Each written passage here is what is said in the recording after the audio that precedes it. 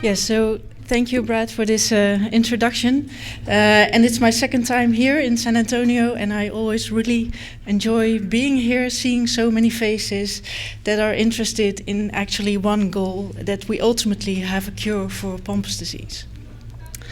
And after all the hardcore science in the first session, I will take it back to you as a patient in this presentation.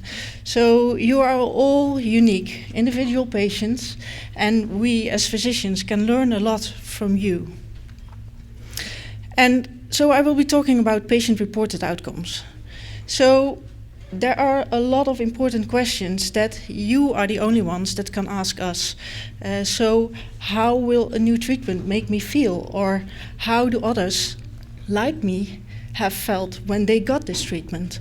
So I think for us, the patient perspective that's usually captured in those PROs, so patient-reported outcomes, is actually an essential part of doing clinical research, because only you can tell us what we need to know so we can learn. So there are many advantages of patient-reported outcomes for us as a doctor, because we can have a clearer benefit of what the treatment gets to you, a better understanding of your experiences with measures that are quite hard to capture, and we can improve future clinical trial methods. But I think also for you as a patient, there's something in, because you can learn whether your expectations of the treatment are really true, or you can indicate whether there are any unmet needs that still need to be shown in further clinical trials. So, but then there's the question, what of all these patient-reported outcomes do you need, and which one do you choose? So I will be talking first about the IPA Erasmus MC Pompe survey. And who of you have already participated in this survey? Can I see some hands? Yes, there are quite some hands here. So for those of you who have participated, I would really want to thank you, because it's a real effort also from you as a patient, and from all the other ones, and many new patients here in the room. I hope that after this presentation, you will all like to join, because as a patient, you really have a strong voice. And that's what I want to emphasize. So how did it start? Well, actually, back a long time ago in 2002, and then there was a really need for information on especially the late onset Pompe patients, because we didn't know much then. And you see here a picture of Marloes Hagemans, who was actually the first PhD working on this project. And she had many successors, which you can see here, and many of them have also joined this excellent conference. And I think over the years, this survey has led to a wealth of information that led to many publications. And we have now more than 550 patients worldwide in the survey, many countries participating. But over the years now, we have gathered more than 20,000 questionnaires. And in first, they were all in paper. We have done some updates, so now we can do it digitally. But all these questionnaires had to be shipped over to Rotterdam from all over the world. And we have many countries participating, and here you see the currently participating countries, but we hope to include some extra countries shortly. And we actually had a 20-year anniversary 2 years ago, and with an anniversary there comes a new design. So over the years we had redesigned the survey a little bit, but 2 years ago, from the feedback that we had from all of you, we added new questions or removed questions that were overlapping. And I think what we furthermore did was that we got to another digital environment, and we also have now a new website. Currently it's available in Dutch and English only, but we are working on more languages so that you can all have a look at it. And actually it also lists all the publications where the information of all the patient information was used. And we have actually made a flyer for all of you, so we will distribute it after the during the break, so you can have a look at it, and please feel free to participate or contact us if you have any further questions. But what has it brought us? So I will go back a little bit into the past, and this was actually one of the first things that we saw. Here you can see quite complex graph, but it actually lists a certain type of complaints and the age at which those symptoms appear. And you can see that is a true spectrum throughout the disease. And what you can also see then in 2005, when we had this first data, the delay between the first symptoms and the diagnosis was about 7 years. And hopefully now with newborn screening, this will be shortened, but there will still be patients who will be detected later on in life. But I hope that through increased awareness of the disease, this delay will be much shorter, so patients can start treatments, and there are many more treatments coming really early. And we also learned that, for example, fatigue is actually one of the most important complaints for many of you. And we also learned that we also know that the lifespan in the children with the very severely affected form is really short, but also in the adults the lifespan is shortened. But that luckily has also changed with the enzyme replacement therapy, because after application of enzyme replacement therapy, we see also in the adults an improvement in survival. So, but let's not dwell on the past. So let's move to how we are doing now. And I would like to explain you 2 projects that we have recently performed that we could only do with the impact of the patients. And the first thing I would like to talk about is the Rash-built Pompe-specific Activity Scale, or R-PAct in short. And it's also a questionnaire, but before I can go into the depths, I need to explain you a little bit on how questionnaires are mostly being done. So mostly you get a question such as this one: are you able to drink? And then you have several answering options, whether it's impossible or difficult or it's really easy. And then when you apply a treatment, you hope to see that you see an improvement. For this patient, it's an improvement from 0 to 2, and in another patient, it's an improvement from 1 to 3. But it's not sure whether these steps are the same. So here, you don't know if the improvement in the one patient is the same as in the other patient. And this is a problem that you do not have with interval scales, because when you see this as a thermometer, here actually a change in 2 is always a change in 2. So what you would prefer is to have a method to transfer these ordinal scales into an interval scale in which you can align all the patients on the same ruler. And that's actually what we did. And it's a complex statistical method I will not explain to you, but I will just give you a few examples. So here is a patient who can eat with difficulty and is unable to run. So this patient is at a quite low end of this ruler, while another patient can do these items without any difficulty. So obviously this patient is at a more improved state. So this patient does not have many symptoms. And you can measure this distance between the patients. So also you can measure improvement. And this is the same for all the patients wherever you are on the line, and which can also apply, for example, wheelchair patients. So, which we have heard yesterday that are often neglected in the current clinical trials.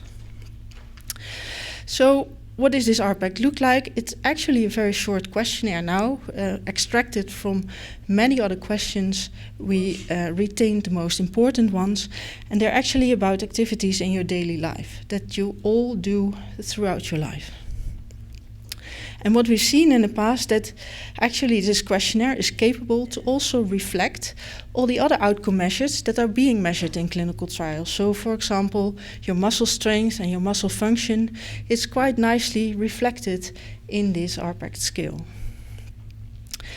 And over the past years, we have done a large-scale international validation with many of you in the room and all the people here in the panel also. For this validation, we had now more than 500 unique patients that were included. So for a rare disease as Pompe disease, that's a really huge number of patients. And what you can see here, all the purplish bars on top, this is the distribution of the patients with its severity along this ruler. So you can place all the patients within the same ruler and you can easily measure the differences between the patients, but also see with a new treatment whether there's an improvement or deterioration. And then another topic I want to discuss is the COVID survey. That many of you have also participated in. We did it very recently. And it was actually Tiffany who shouted out to us. And she said, well, there's a lot of people in our community who are really feeling horrible during this pandemic. And we need to know more about how they are feeling and how this pandemic is affecting their lives, because it's really disrupting. So, together with the IPA board, we developed a questionnaire that was addressing those questions. So we wanted to have the patient experience and focus not only on the physical, but also on the mental aspects. And you can see here Maudie Teunissen, one of our PhD students who did a tremendous job. But not only she, because Brad here actually did the whole database. So we had a nice collaboration with all the members from the IPA board. And I think this, in fact, was one of the strong points of this survey. So we had this nice collaboration. It was sent out over the world to patients of 16 years of age and older. And it was actually a one-time questionnaire. And when you look at when we did this questionnaire, it was actually a little bit after when life was already a little bit returning to its normal. So you can see that in the column that you see in the end, while the peaks with the infections were in fact earlier in the 2020 and 2022, the beginning. So I think that allowed us to have really insight in what the effects of the pandemic had been. So I think the fact that within 1 month we had more than 300 patients participating showed us that this was a really important topic for all of you. So let's go a little bit deeper into the results. So when you look at male-female, there were a little bit more females participating. But we had a large age range, patients until their 80s that were participating, but also patients in a very different stage of disease, patients who had been in the disease for really long and patients who had only just been diagnosed. 42% of patients used a wheelchair, and even larger number of patients needed breathing aids. And most of the patients were on treatment with ERT or had been treated with ERT in the past. So we looked at precautions, for example, and we asked whether patients used any precautions in the beginning. And for example, almost 70% of the patients used quarantine. And just to remind you what quarantine meant, that you were not allowed to have any social contact within 1.5 meters. We cannot imagine anymore almost how that was, but it was. Many patients were wearing face masks, and during the time of the study, still 10% used full quarantine. So that meant that for 2.5 years, they had been in quarantine. So can you imagine? It's really heavy. Still 45% was wearing a face mask, and that time, when life was returning to normal a little bit, there were also patients who did not use any precautions anymore. And we also looked at whether there were differences between patients that were not so severely affected and those that were severely affected. And especially, but you can imagine that, was that the patients who were the most severely affected, so wheelchair or ventilator bound, those were the patients that were still using many precautions at the end of the pandemic. So what with regard to the infections themselves, about half of our patients did get a COVID infection, and symptoms were similar to the general population, and most of the patients indicated that they recovered from an infection within 4 weeks of time. But still, 25% of patients had residual complaints, and patients indicated that they had deteriorated during that time. In our survey, only 8 patients were hospitalized, but that was probably because all of you were taking so many precautions that you did not really get in contact with many of the patients, and 12% got a second infection. So, but I was telling you that many patients had ERT, but because you could not go to a doctor or you could not go to a daycare or a hospital anymore, in about 17% of patients, this ERT had to be interrupted for several weeks or for a longer time, or when newly diagnosed patients, they had to wait longer before they could start with their treatment. And there were also changes in medical appointments and physical therapy, etc. And this disruption of ERT, the schedule, patients indicated, a large amount of patients indicated that this negatively affected their condition. So that's also what you can see here. And that's probably also because lifestyle of the patients changed. They did less exercise, the food habits changed, and people had less sleep. But let's go to the mental aspects also. So 55% reported to be mentally affected, and 43% indicated that they were really lonely during this pandemic. So that's a really important result I wanted to share. And I only have little time, but what we would like to indicate is that the dreams of the patients are not always the same. So for the future, we should take that into account a little bit better. So for this elderly man, he has his dreams, but they are not the same as for this young boy. And that's something that in future clinical trials, I think we also should need to take into account. And those are some things that the patient wants to tell us. So in the last seconds, I will go through the Pompe variant database. And Arnold told me, well, it would be really nice if you could have a live demonstration of the variant database. But yesterday we were told it was not possible. But I didn't listen to him, although he was my co-promoter, so I made backup slides. So this is what it looks like, the variant database. And you can see that there are more than 900 variants reported in this database.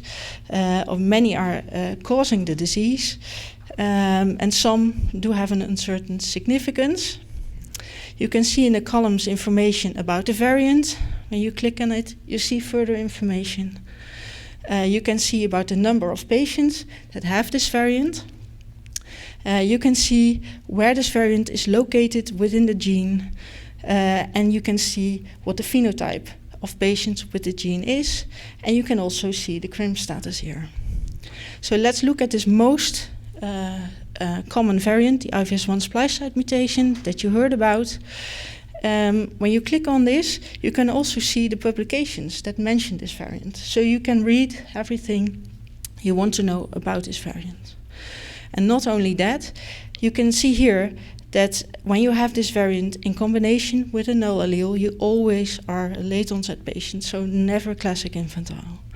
But it also gives information about the clinical picture of the patients that were described.